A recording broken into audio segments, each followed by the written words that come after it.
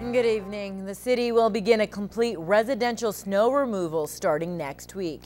Residents are asked to remove their vehicles from out front of their homes and businesses to ensure a proper cleanup. City crews will be working from 8 in the morning to 5 p.m. over the next 3 to 5 weeks. They will start from the south end of the city and work their way north. Now, the cleanup will cost the city a little more this year. And we're expecting to exceed our budget for this operation. We budget about $800,000, but because there was so much snow, the areas that have boulevards are basically full of snow, which is requiring us to remove that snow now. Plows will pave the streets to the bare pavement. They will not be removing previous windrows, though. Signs will be put up in the neighborhood. That's not something that we've done in the past, just because it's another thing that we have to do, and so we're going to try that out and see how it works. We're also using social media and trying to message with our website. Information as to when they'll be in your neighborhood can be found on the city's website at lloydminster.ca. RCMP in several communities are investigating a rash of mailbox thefts. Police say over the course of the last 2 weeks, dozens of mailboxes and post office boxes have been broken into. The thefts have occurred at so-called super boxes around St. Paul, Bonnyville, Vermilion, Two Hills, and Smoky Lake. Police say it appears the suspects are interested in financial statements and any documents associated to an individual's personal information. Now, anyone with information is asked to call their local RCMP or Crime Stoppers. Well, last week we brought you the story of 3 new doctors who have opened up their practice here in the border city. Now, another doctor is calling Lloydminster home. Dr. Imran Gowri moved from the UK to Turtleford.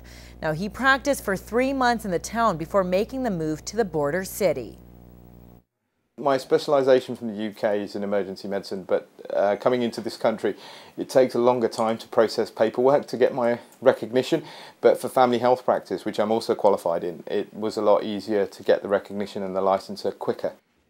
Dr. Gowri works at the Lloydminster Clinic.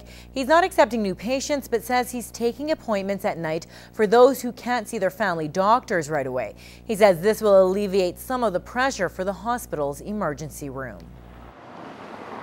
That way they don't have to wait for numbers of hours in the emergency room, and we can kind of take that waiting time away, and they can come and see me here, and we can do a lot of the stuff that they can do in the emergency room here. Dr. Gowri says the service is not a walk-in clinic and you must have an appointment. Now, he advises if you have serious issues like shortness of breath, you should go to the ER. Now, for more information, you can call the Lloydminster Clinic at 780-875-2221. Well, some children in Africa will now be able to play basketball thanks to one local student. A 7th grader from Bishop Lloyd Middle School held a charity competition, and as Anna Stanislaw reports, the young man is doing it through his love of basketball.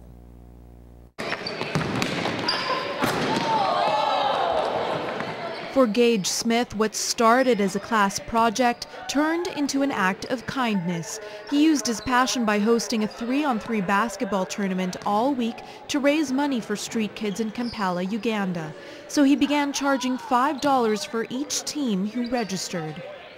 The boys from Raising Up Hope for Uganda do not have a proper ball and walked for miles just to play at the nearest school. The goal was just to get as many kids participating as we could. And so the ideas just kept coming and coming, and then we decided that we would just call the Rustlers to see if they could come. And when the Rustlers heard about it, they wanted to help out and get involved, raffling off some of their gear and season closer tickets. It's nice to see that we have younger kids getting involved around the kind of with a global perspective like that. I was like awestruck. I was like honored to play with them. It was crazy. I watched their games. I've been a fan of theirs for a while now, and it's just been a big deal for me. Some students also chipped in $1 for a raffle draw to get the chance to play with the Rustlers. I think it was absolutely fantastic, the participation of both the players from the college level and then from the students here at Bishop Lloyd. Gage hopes to raise enough money to buy the orphan children some basketballs and a hoop for their yard. It feels great. I love the way that we're enjoying what they will be enjoying around the world too soon, and we're covering their basic needs too. But yeah, we're trying to help them out with all these things. Anna Stanislaw, Newcap News. We have an update now on the Chains of Love Valentine's contest we first showed you yesterday. 6 women were chained to Lloyd FM's Brandon Bosler, and the winner takes home the grand prize, and no, it wasn't him. In the end, all women made it through the full 12 hours, so winner was decided through a draw.